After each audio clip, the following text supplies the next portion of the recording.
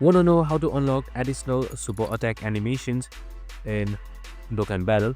Well, no worries. I'm just going to give you a quick tip and some explanation on how you can do it. So it's super simple and under a minute, so let's get straight to it. So here's a simple quick tip. Unlocking additional super attack animations is super easy than you think. First, feed your unit duplicates of the same card. Its duplicate has a chance to unlock a new super attack animation. You can also use awakening medals if required for certain units. Keep repeating until the animation slot is unlocked.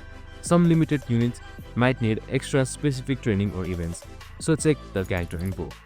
Unlocking these animations not only looks awesome, but also makes your attack feel unique and satisfying.